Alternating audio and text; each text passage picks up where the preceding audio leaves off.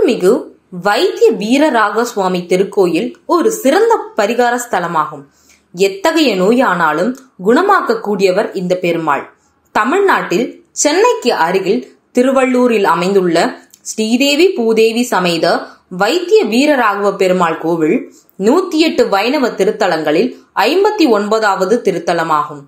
சுமார் 5000 ஆண்டுகளுக்கு முற்பட்ட கோவில் என்று தல வரலாறு கூறுகின்றது.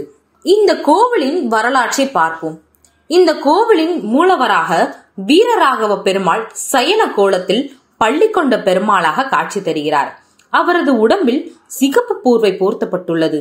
உற்சவர் வைத்திய வீரராகவர், தாயார் கனகவள்ளி ஆவார். தீராத நோய்களை தீர்க்கும் பெருமாளாக இவர் இங்கு வணங்கப்படுகிறார். இதனாலே பல பக்தர்கள் உள்நாடு மட்டுமில்லாது வெளிநாட்டிலும் இருந்து வந்து பெருமாளை வணங்கி செல்கின்றனர். எங்களுக்கு குலதெய்வம் திருவள்ளூர் வீரராக சுவாமி பெருமாள். அதனால் எங்களுக்கு எந்தவித சுபகாரியங்கள் எது நடக்கணுன்னாலும் நாங்கள் எங்கள் குலதெய்வம் கோயிலுக்கு அடிக்கடி வர்றது வழக்கம். அதனால் நாங்கள் எங்கள் நோய் நொடி இல்லாமல் நல்லபடியாக இருக்கணுன்றதுக்காக நாங்கள் எங்கள் குலதெய்வத்தை அடிக்கடி வேண்டிக்கிறது வந்து எப்பப்போ நேரம் கிடைக்குதோ அப்பப்போ நாங்கள் எங்கள் குலதெய்வத்தை வந்து நாங்கள் வேண்டிக்கிறோம்.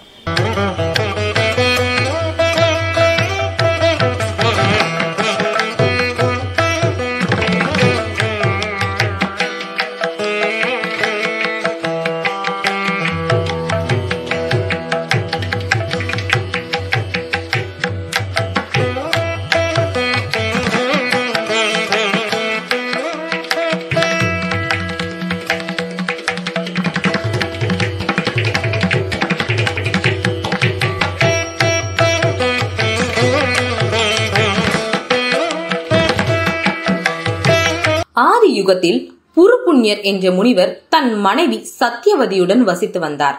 அவர்களுக்கு பிள்ளை பெறு இல்லை. எனவே பிள்ளை பெற வேண்டி புருப்புண்ணிய முனிவர் சாலியாகும் எனும் யாகத்தை மிகவும் பக்தியுடனும் 1 வருடம் செய்து முடித்தார். இறுதி நாளன்று யாகம் முடிவு பெறும் சமயத்தில் ஸ்ரீமன் நாராயணன் ஹோம ஜுவாலையில் தோன்றினார். முனிவர் எதற்காக யாகம் நடத்தினாரோ அதற்கான பலன் கிடைக்கும் வகையில் அவருக்கு பிள்ளை வரம் அளித்தார் நாராயணர். யாகத்தின் பயனாய் பிறந்த சாலிஹோத்திரர் என்ற முனிவர் இங்கு தவம் செய்து வந்தார். தினமும் அதிதிக்கு படைத்த பின்பு உணவு உண்பவரே சாலிஹோத்திரர்.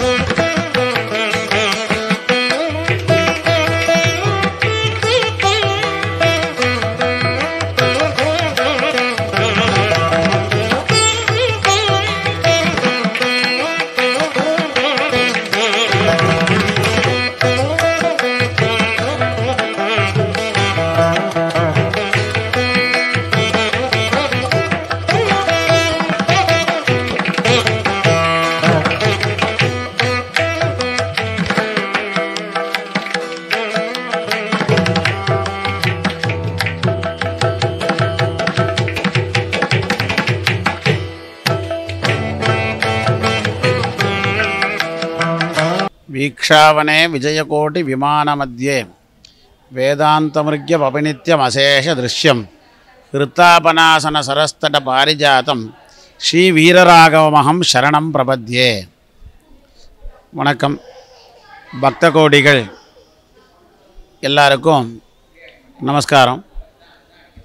இப்போது இங்கே நான் இந்த திருவள்ளூர் வைத்திய வீரராகவ பெருமாள் அப்படின்ற சன்னதியில் அர்ச்சகராக இருந்துட்டுருக்கேன். இங்கே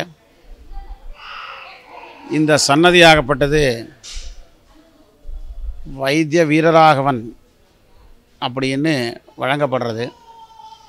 இந்த க்ஷேத்திரத்தோட மகிமை அப்படின்னா முதல் வரையாக புண்ணியாவர்த்த க்ஷேத்திரம் என்பதாக இந்த க்ஷேத்திரத்துக்கு பேர். புண்ணியாவர்த்த க்ஷேத்திரம் அப்படின்னா என்னென்னா புண்ணியம் ஆவர்த்தயதி இது புண்ணியாவர்த்தம் அப்படின்னு வடமொழியில் சொல்லுவாள். அதாவது ஒரு புண்ணியம் பண்ணால் ஆவர்த்தி ஆகக்கூடியது, பெருகக்கூடியது, இங்கிலீஷில் சொல்லணும்னா மல்டிபிள் ஆகக்கூடியது. அப்படிப்பட்டதான இந்த க்ஷேத்திரம்.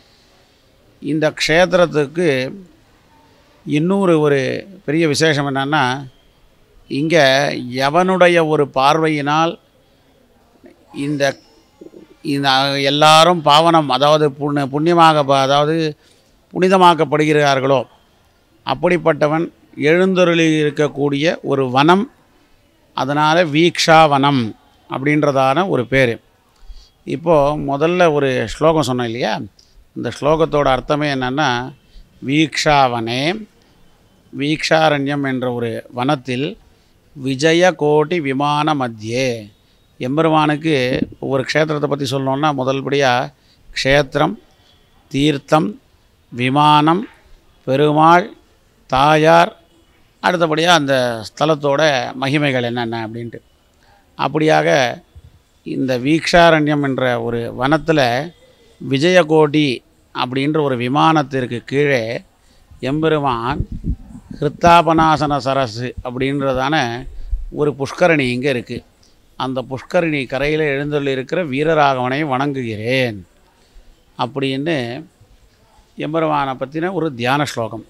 முனிவரின் அதிதியாக பெருமாளே வயோதி வடிவில் வந்து உணவு பெற்றார். பசி தீரவில்லை என்று கூறி முனிவரின் பங்கையும் உண்டு பசியாறிய பின்பு களைப்பு தீர எங்கே படுப்பது என முனிவரிடம் வினவ, முனிவர் தம் ஆசிரமத்தை காட்டினார். அங்கே பெருமாளாக சயனித்தார். படுக்க எவ்வுள் என்று கேட்டதால் ஊர் பெயர் எவ்வுளூர். காலப்போக்கில் அதுவே திருவள்ளூர் என மாறியது. மேலும் ஸ்ரீதேவி தாயார் வசுமதி எனும் பெயரில் திலீப மகாராஜாவிற்கு பெண்ணாக அவதரித்து வாழ்ந்து வர வீர நாராயணன் எனும் பெயருடன் வேட்டைக்கு சென்ற பெருமாள் தாயாரை மணமுடித்ததாக மற்றொரு தல வரலாறு கூறுகின்றது.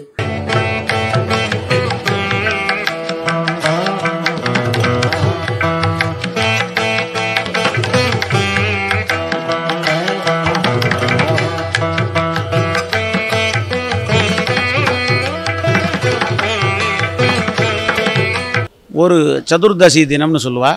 அந்த சதுர்தசி தினத்தில் தபஸை பூர்த்தி பண்ணி, ஏற்கனவே நான் சொன்னபடி அந்த வீக்ஷாவனம்ன்ற ஒரு காட்டில் இருக்கிற அரிசி நெல்லை எடுத்து அரிசியாக்கி மாவாக்கி தேனுடன் கலந்து சுவாமிக்கு பூஜை பண்ணி, ஒரு பாகம் சுவாமிக்கும் ஒரு பாகம் அதிதிக்கும், வர அதிதிக்கும் அதாவது விருந்தினருக்கும், அடுத்தபடியாக 3வது பாகம் பிரசாதமாக தனக்கும் வச்சுப்பார்.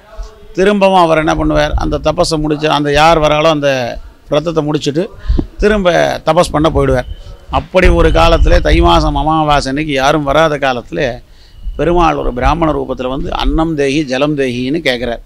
அதனால் அன்றைக்கு ஆரம்பித்ததுலேருந்து இன்றைய பரியந்தம் இன்னை வரையில் இந்த க்ஷேத்திரத்தில் அன்னதானம்ன்றது ரொம்ப விசேஷம். ஒரு 10 பேருக்கான சாதம் வாங்கி கொடுக்கறது, சாப்பாடு வாங்கி கொடுக்கறது. அதே மாதிரி இங்கே அங்கங்கே ததியாராதனைன்னு சொல்லக்கூடியதான ததியாராதனைன்னா அங்கங்கே அன்னதானம், இந்த மாதிரி ஒரு வஸ்திரதானம், அந்த மாதிரி ஒரு விஷயங்கள்லாம் இங்கே கொடுத்துட்டுருக்கா. இன்னி வரையில் மக்கள் பண்ணிட்டுருக்கா. அப்படி ஒரு பிராமணர் வந்தார், அவருக்கு ஆகாரம் கொடுக்குறார், சாப்பிட்றார், திரும்பி அவர் போயிடுறார். திரும்ப இவர் தபஸ் பண்ண போயிடுறார். அடுத்த வருஷம் இதே மாதம் தை மாதம் அமாவாசை வருது. அந்த தை மாதம் அமாவாசை அன்னைக்கு யாரும் போன தடவை மாதிரி யாரான ஒருத்தர் வருவாரோ அப்படின்றதாக இவர் காத்துட்டுருக்க. அன்றைக்கு காலத்தால் எழுந்த வேலையே அவருக்கு ரொம்ப காலத்தால் தபஸை முடிச்சுட்டு கண்ணை திறந்து பார்க்கச்சேவே நல்ல நல்ல சகுனங்கள், பட்சிகளுடைய சகுனங்கள் இதெல்லாமும் நன்னா இருக்குது. அப்படி இருக்கச்சே இவர் வரார். யார் வரான்னு பூஜையெல்லாம் பண்ணுறார். யார் வரான்னு பார்க்கச்சே போன வருஷம் வந்த அந்த முதல் வருஷம் வந்த பிராமணரே வயசான பிராமணராக தள்ளாத வயசோடு வந்து இங்கே வந்து கேட்குறார். இவருக்கு அதே மாதிரியே அவருக்கு பாதெல்லாம் பூஜை பண்ணி இவருக்கு ஆகாரம் கொடுக்குறார், சாப்பிட்றார். சாப்பிட்ட உடனே ரொம்ப எனக்கு நடந்து வந்த களைப்பு தீர வடமொழியில் கிம் கிரகம்னு கேட்குறார். அதாவது தமிழில் எவ்வுள் அப்படின்னு கேட்குறார். அதனால தான் வடமொழியில் இந்த ஊருக்கு கிம்கிரகபுரின்னு பேர். தமிழில் எவ்வளூர் திருவள்ளூர்னு மருவி எடுத்து பெருமாளுக்கும் ஆழ்வார்களால் எவ்வுள் கிடந்தான்னு மங்களாசாசனம். அதனால் சம்ஸ்கிருதத்தில் வடமொழியில் கிங்கிருஹேசன்னு திருநாமம், எவ்வுள் கிடந்தான்னு தமிழில் திருநாமம். அப்படிப்பட்டதான ஒரு எம்பெருமான் அந்த வயசான பிராமணர் படுத்துக்கிறார். அந்த ரிஷியோட ஆசிரமத்தை போய் காமிக்கிறார். அங்கே போய் சயனம் பண்ணிக்கிறார், படுத்துக்கிறார். உடனே ரொம்ப குளிர்காலம் ஒரு வஸ்திரம் கொடுன்னு கேட்குறார். ரிஷிக்கு தன்னிடத்துல இருந்த மர உரியை கொடுக்குறார். அந்த மர உரி ஞாபகார்த்தமாக தான் இன்றைக்கும் இந்த வைத்திய வீரராக பெருமாளை சேவைக்கு சொன்னால் அழகான ஒரு கட்டம் போட்ட வஸ்திரம், சிகப்பும் வெள்ளையும் கட்டம் போட்ட வஸ்திரம். இதை தவிர வேறு பெருமாளுக்கு பிரார்த்தனை வஸ்திரம் கிடையாது, வேறு எதுவும் சார்த்தவும் மாட்டா. அப்படிப்பட்டதான வஸ்திரத்தை கொடுக்குறார். அவர் போத்திக்கிறார். போத்திண்டு ரொம்ப அவருக்கு இவர் உடலெல்லாம் பிடிச்சி விட்டு பாதங்கள்லாம் பிடிச்சி விட்டு அவரோட பணிவிடை செஞ்சுட்டுருக்கா.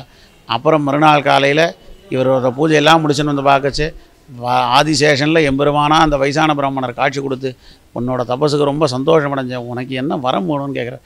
அவர் எனக்கு வேணாம், இந்த குளத்தில் ஸ்நானம் பண்ணி உன்னை சேவிக்கு வர பக்தாரோட வியாதிகளை முக்கியமாக தீர்த்து வச்சு, மனோவியாதி உடல் ரீதியான வியாதி ரெண்டுத்தையும் தீர்த்து வச்சு அவளுடைய சுகங்கள், அவளுக்கு உத்தியோகம், கல்யாணம், புத்திரபாகியம் முதலான சந்தோஷங்களை கொடுத்து கடைசியாக அவளுடைய வீடு பேர் என்பதற்கான மோட்சத்தையும் நீ கொடுக்கணும் உன்னை தரிசிப்பவர்களுக்குன்னு கேட்குறார்.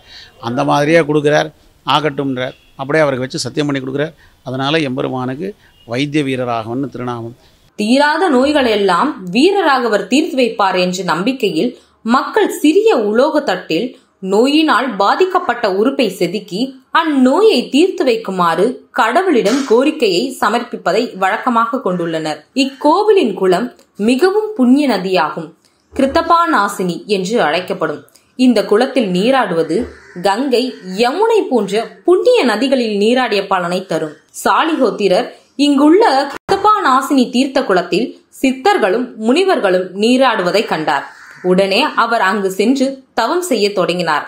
இக்குளத்தில் நீராடினால் தீராத நோயெல்லாம் தீர வேண்டும் என பெருமாளை வேண்டினார். அவர் கண்முன்னே தோன்றிய பெருமாள் அவருக்கு வரமும் அளித்தார்.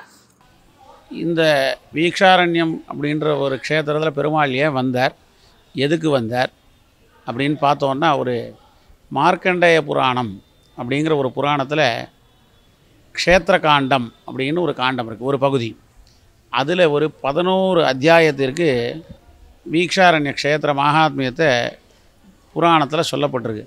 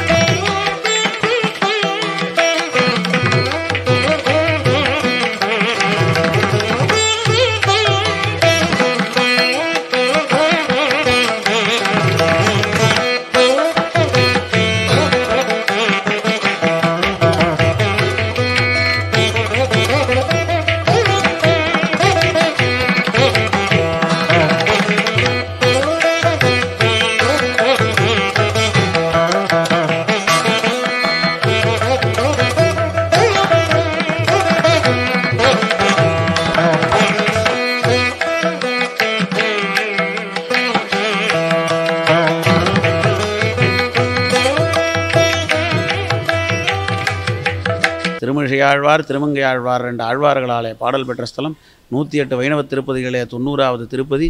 அடுத்தபடியாக பார்த்திங்கன்னா இங்கே முக்கியமாக அடுத்தது தாயார் அவசியம் சொல்லியே ஆகணும். இங்கே இந்த தாயார் யாருன்னா தர்மசேன மகாராஜன். இங்கேருந்து ஒரு 2 மைல் தொலைவில் ஒரு தர்மசேனபுரம்னு ஒரு இருந்தது. அங்கே ஒரு ராஜாவுக்கு வசுமதின்ற நாமதேயத்தோடு ஒரு பொண்ணு இருந்தாள். அவள் தோட்டத்தில் பூ பறிக்கச்சு பெருமாள் ராஜகுமாரனாக வந்து கல்யாணம் பண்ணிக்கணும்னு கேட்குறார். அவர் அந்த கல்யாணத்துக்கு நீ என்ன கேட்டு பிரயோஜனம் இல்லை, என்னுடைய தகப்பனாரான தர்மசேன மகாராஜனை போய் கேட்கணும்னு சொல்கிறா. அப்படியும் போய் கேட்குறார். அந்த ராஜா கேட்குறார், எனக்கு இருக்கிறது ஒரு பொண்ணு, நான் உன்னை என்னன்னு சொல்லி கொடுக்கறது என்ன, இந்த எந்த நாட்டை சேர்ந்தவன, இந்த ஊர் மொத்தம் என்னிட தான், இந்த லோகமே என்னிட தான் சொல்கிறார். நீ எங்கள் குலதெய்வமான வீரராகவன் பேரில் சத்தியம் பண்ணுவியான்னு கேட்குறார். எனக்கு நானே சத்தியஸ்வரூபன், நான் யார் பேரில் சத்தியம் பண்ணுறேன். இருந்தாலும் அவருக்கு ரொம்ப சந்தோஷமடைஞ்சு அவரை கல்யாணம் பண்ணி கொடுத்து அவள் 2 பேரையும் தரிசனம் பண்ண வச்ச ஆசின்னு வரைச்சே பெருமாளும் தாயாரமும் அந்த ராஜாவுக்கு காட்சி கொடுக்குறார். அந்த ராஜாவுக்கு காட்சி கொடுத்து உன்னோட இந்த பொன்னானவள் நான் ராமாவதாரத்தில் இருக்கச்சே ஸ்வர்ண சீதையாக இருந்தால் அந்த ஸ்வர்ண சீதை தான் உம்முடைய பொண்ணை அவதாரம் பண்ணி நான் கல்யாணம் பண்ணேன். இந்த ஊர்லேயே நான் உம்ம தேசத்தை விட்டு நான் எங்கேயும் போகாதே, இந்த ஊர்லேயே நான் குமார பொண்ணோட நித்தியவாசம் பண்ணி இங்கே வர பக்தாளுக்கு நாங்கள் இருவரும் சேர்ந்து அனுகிரகம் செய்கிறோம் அப்படின்னு சொல்கிறார். அதனால் இன்னி தினம் வரையில் கல்யாணத்துக்காகவும் சரி, புத்திரபாகியத்துக்காக சரி, பெருமாளை மாத்திரம் சேவிக்காத இங்கே தாயாரையும் சேவிச்சு தாயாருக்கு வெள்ளிக்கிழமையில் வாசன புஷ்பங்கள் வாங்கி சாத்தி அந்த மாதிரிலாம் இன்னும் பிரார்த்தனை பண்ணிட்டுருக்கா நடக்கிறது. பக்தாள் அமாவாசை அன்னைக்கு பெருமாள் அவதாரம் பண்ணதுனால பக்தாள் ஆயிரக்கணக்கான பக்தர்கள் குளத்தில் நீராடி தான தர்மங்களை பண்ணி சுவாமியை தரிசனம் பண்ணி அவளுடைய வியாதிகள்லாம் இன்னும் போயின்ட்டுருக்கு. அடுத்தபடியாக என்ன வியாதி போகும் அப்படின்லாம் இல்லை, சர்வ விதமான வியாதியும் போகும். அது என்னென்னா எப்படி வியாதியெல்லாம் போகும்னா அதுக்கு ஒரு உதாரணம், இந்த இடத்துல வெல்லம் கரைக்கிறா ஜனங்கள்லாம். இந்த வெள்ளத்தை குளத்தில் கரைக்கிறது எப்படின்னா, வெள்ளத்தை நல்லா உடைச்சிட்டு அப்புறம் கரைப்பா. அந்த வெள்ளம் எப்படி கரைகிறதோ அந்த மாதிரி நம்ம உடல் ரீதியாகவும் மன ரீதியாகவும் இருக்கிற வியாதிகள் அனைத்தும் போகுன்வா. அடுத்தபடியாக கோவில் உள்ளே இருக்கிற மண்டபத்தில் பெருமாளோட பாத மண்டபம்னு ஒரு மண்டபம் இருக்குது. அந்த மண்டபத்தில் உப்பு மிளகு சேர்க்குறா பக்தாலாம். அந்த உப்பு மிளகு சேர்க்குறதெல்லாம் அது ஒரு வியாதி நிவர்த்தி. உடம்பில் இருக்கிற மச்சம் கொப்பளம் அப்படின்லாம் சொல்லாலே மருவுகள்லாம் இருக்கே, அதெல்லாம் மறையும்னு சொல்லுவாள். இந்த மாதிரியாக எம்பெருமானுக்கு பலவிதமான பக்தர்கள் நிறைய பிரார்த்தனைகள் பண்ணுறா. கோவிலில் துலாபாரம் அது ஒரு பக்கம் போட்டுருக்கா. பெருமாளுக்கு இது பிரார்த்தனை ஸ்தலமாக இருக்கிறதுனால முடிகாணிக்கை எல்லாமே அமாவாசை ஒரு நாள்ன்றது இல்லை, அனைத்து நாட்களிலுமே இப்போ இதெல்லாம் நடக்கிறது. இங்கே அகோபில மடத்தாலே ஆதீன பரம்பரை மிராசு, அதாவது அகோபில மடம்ன்றது ஒரு 630 வருஷம் முன்னாடி அகோபிலம் அப்படின்றதான ஒரு க்ஷேத்திரத்தில் பகவான் எம்பெருமான் ஸ்ரீ லக்ஷ்மி நரசிம்மனாலே தொடங்கி வைக்கப்பட்ட மடம்.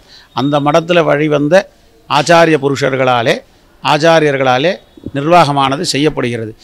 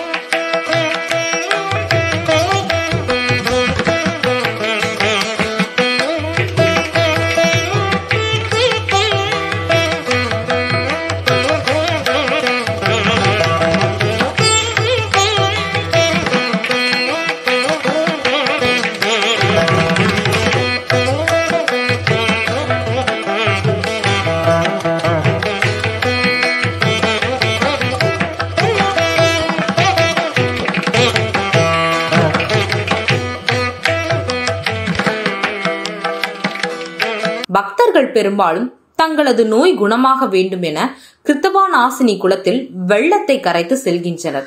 அப்படி செய்தால் இதய நோய், மூளை சம்பந்தப்பட்ட பிரச்சனைகள், உடலில் உள்ள கட்டி, மேலும் எத்தகைய தீராத நோயாக இருந்தாலும் வெள்ளம் எப்படி தண்ணீரில் கரைகிறதோ அதே போல நோய் நொடியெல்லாம் கரைந்து போகும் என்கின்றனர்.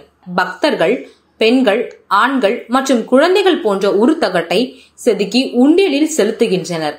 மேலும் உப்பு மிளகுவை காணிக்கையாகவும் செலுத்தி வருகின்றனர்.